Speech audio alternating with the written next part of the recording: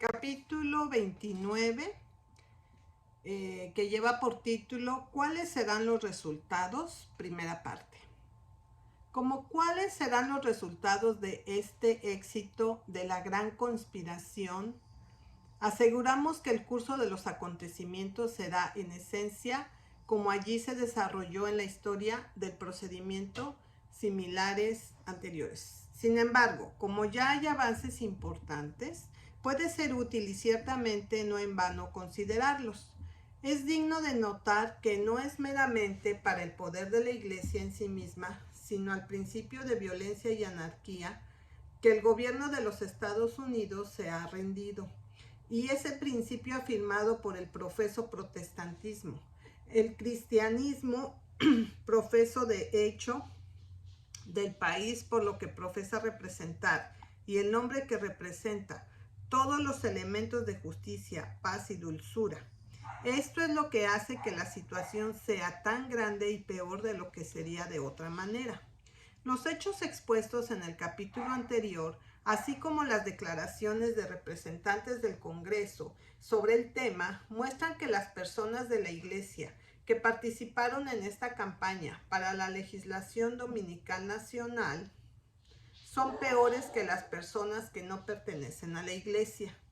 Para estos estadistas, estos estadistas argumentaron que las personas que se oponían a esta legislación son hombres razonables que no permitirán su juicio o que sus votos se vean afectados por la imposibilidad de obtener lo que quieren. Mientras que, por otro lado, la gente de la Iglesia que está a favor del cierre del domingo, si sus deseos se frustran, pierden los estribos y en las próximas elecciones causarán problemas a los que votan en contra de ellos. ¿Qué es esto entonces sino decir con verdad que las personas de la Iglesia que exigen la legislación dominical son más rebeldes y más peligrosas para los intereses públicos que las personas que no pertenecen a la Iglesia?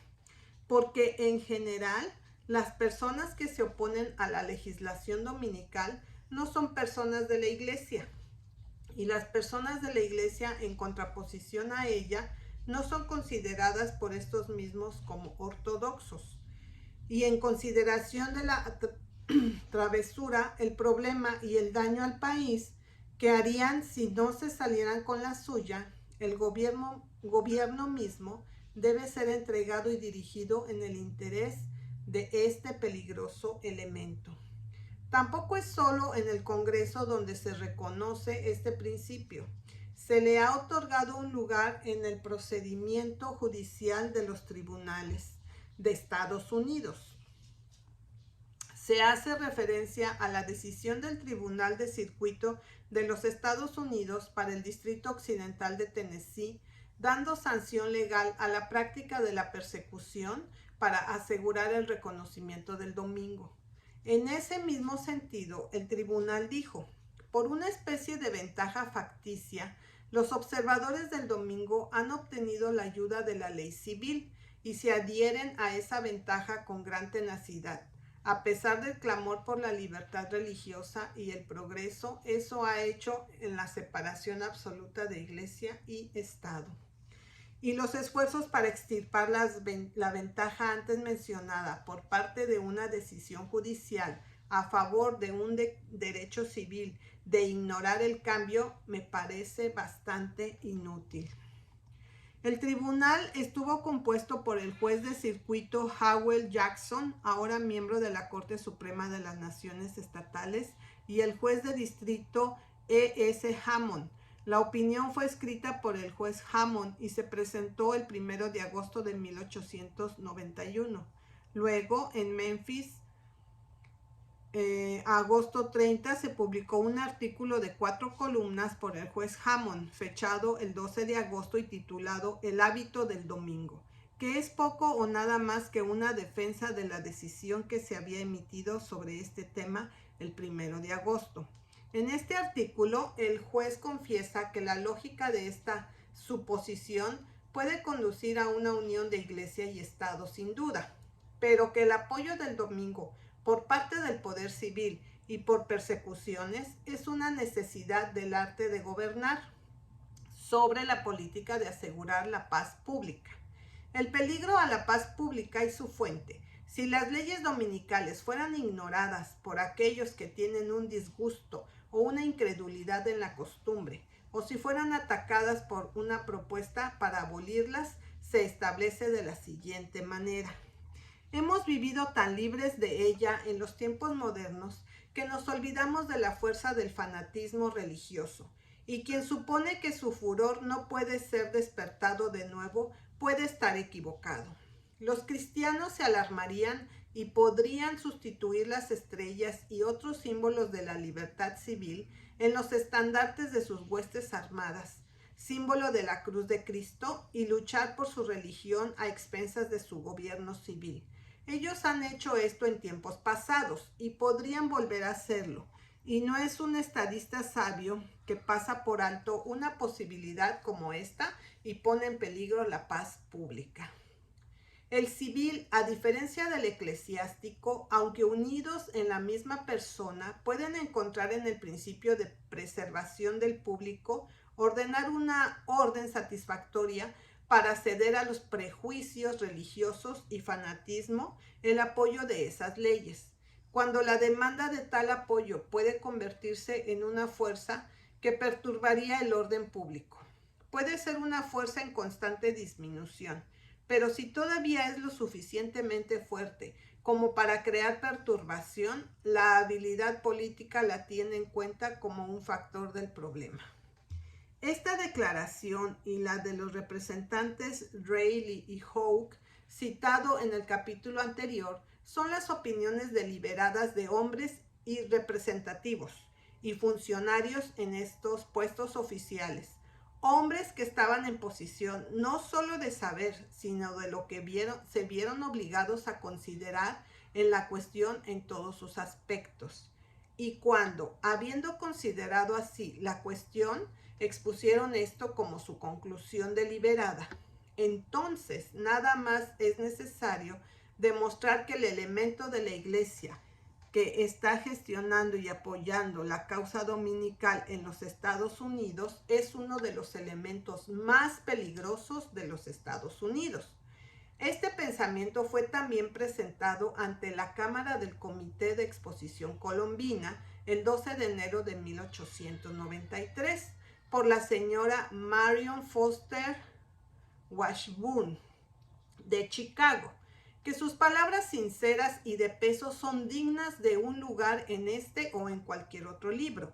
Al referirse a los discursos y representaciones del clero ante el mismo comité el día anterior, ella dijo: además, amenazaron y sobre todo el boicot, las mismas tácticas contra las que predican desde sus púlpitos. Y un hombre dijo que el boicot religioso estaba justificado por los profundos prejuicios de la gente.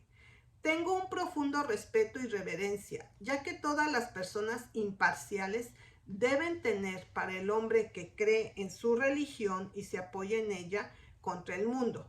Pero tengo muy poco respeto por el clérigo, quien, cuando quiere obtener una ventaja mundana, usa un argumento mundano, admitiendo que el celestial es insuficiente para sus propósitos prácticos. El hombre que dice tener fe en la oración y sin embargo desciende al boicot, sé que no podemos hacer una demostración tan buena como algunas sociedades eclesiásticas, y la razón es que no estamos organizados como son. La gran masa de personas liberales y reflexivas de todo el país no están tan organizadas que puedan actuar como uno solo ante tal comité, pero sus números pueden ser son incluso mayores que las contiendas en las sociedades aquí representadas. Son simplemente tranquilos ciudadanos privados tolerantes a quienes en su mayor parte les divierte bastante que cualquiera debería ser intolerante.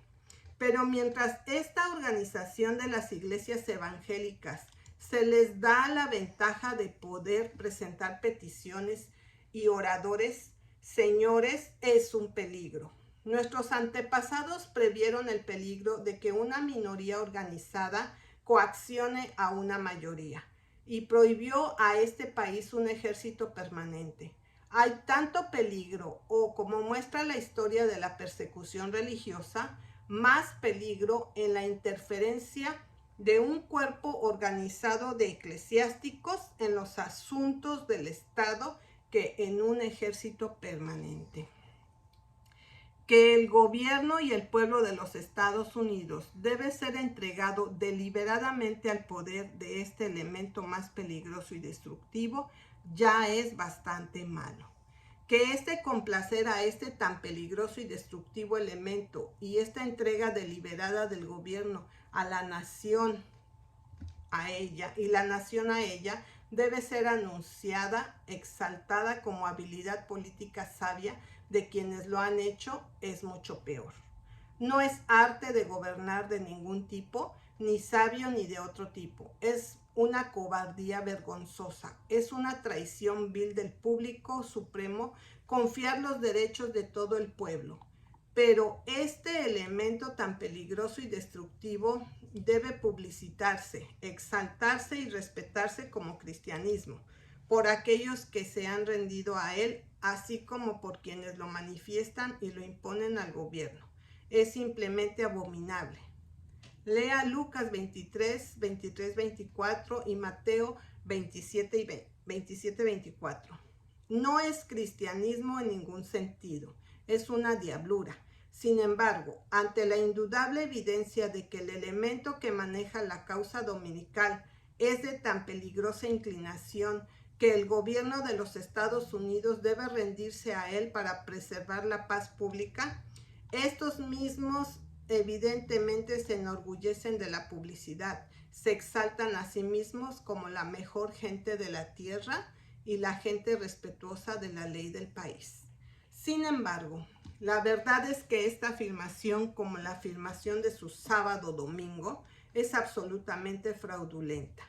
Lo innegable es el hecho de que estos mismos son las personas menos respetuosas de la ley en los Estados Unidos. Han demostrado que no respetan ninguna ley que no sea la suya propia y que se aprueba su voluntad arbitraria, porque sin la menor vacilación, si más bien con abierta persistencia, han sabido ignorar y anular la ley suprema de la Constitución de los Estados Unidos.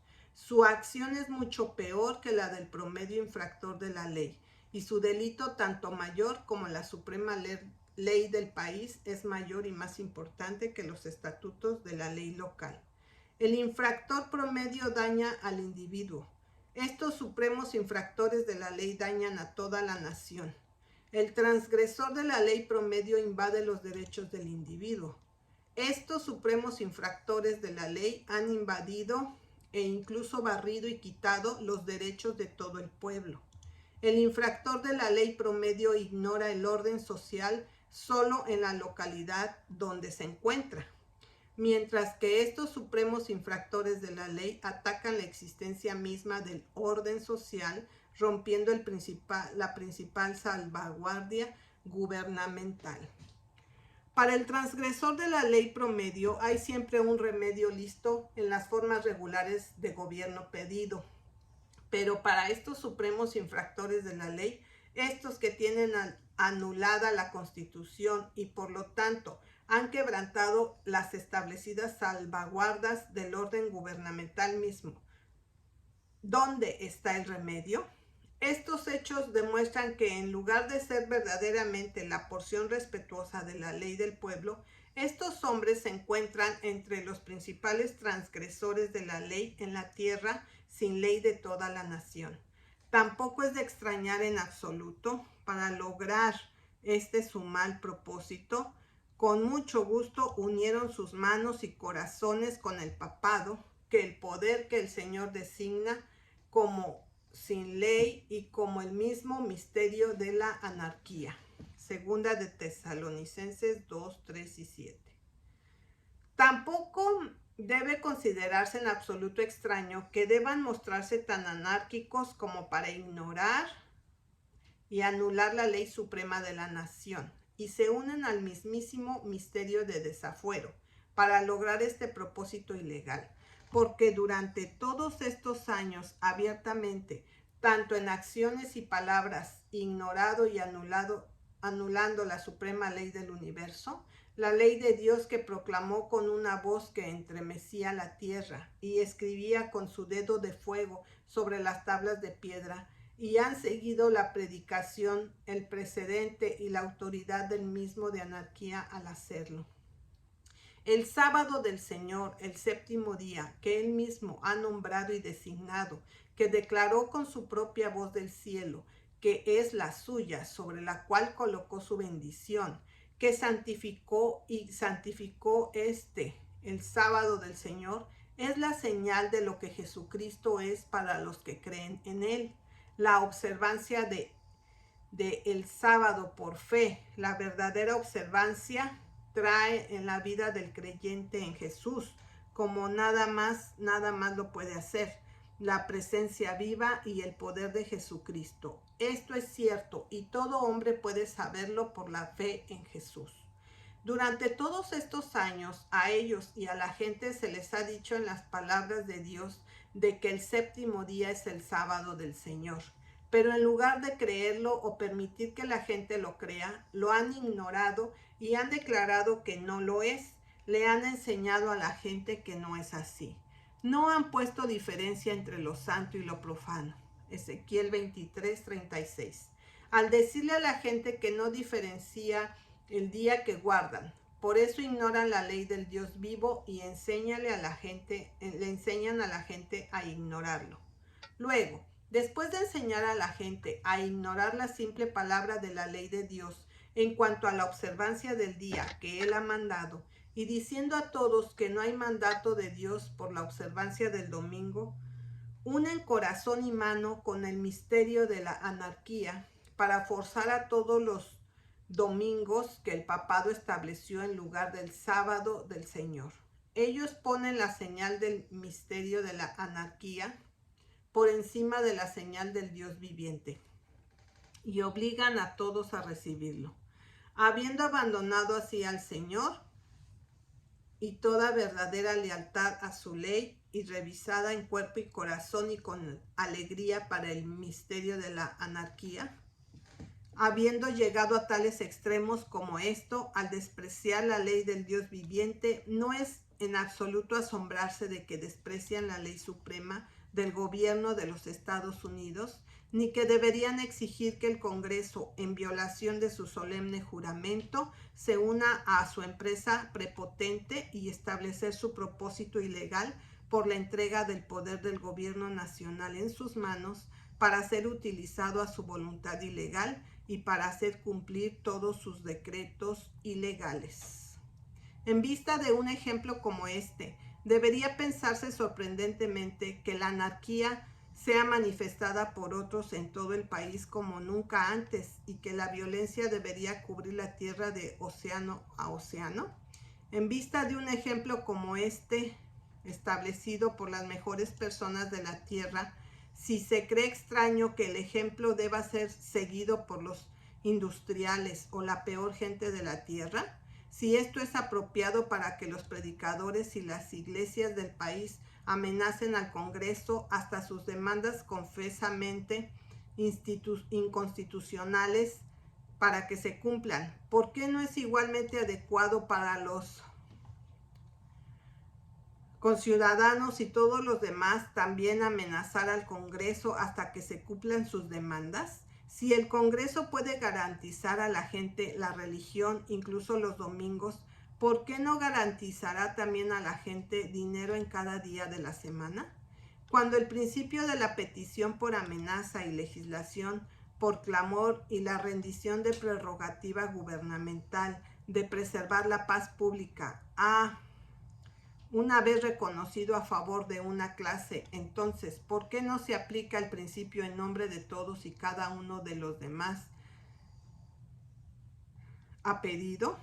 ¿Por qué Coxey, Browning, Kelly, Frye y compañía son denunciados, procesados, multados y encarcelados siguiendo simplemente el ejemplo de Crabbe, Cook, Shepard, George y compañía, en la que estos últimos fueron escuchados y honrados por la preferencia del Congreso. Hay otro resultado, o más bien fase del mismo resultado, que ha aparecido prontamente sobre esta acción del profeso protestantismo de los Estados Unidos. Esos son los pasos audaces y rápidos del papado para aprovechar lo que se ha hecho y a través de esto tomar posesión del propio país. Ni de hecho nadie debería ser sorprendido por esto. Era de esperarse. Para cuando el protestantismo profeso del país, para lograr su propósito ilegal de hacerse con el control del poder nacional, con mucho gusto se unió al misterio de la anarquía o al misterio de la iniquidad, que se podía esperar otra cosa que la que ella se pusiera de inmediato a reclamar todos los beneficios que se derivan de la transacción en sí misma y presionar los principios de la transacción hasta el límite más extremo de su lógica en su propio beneficio.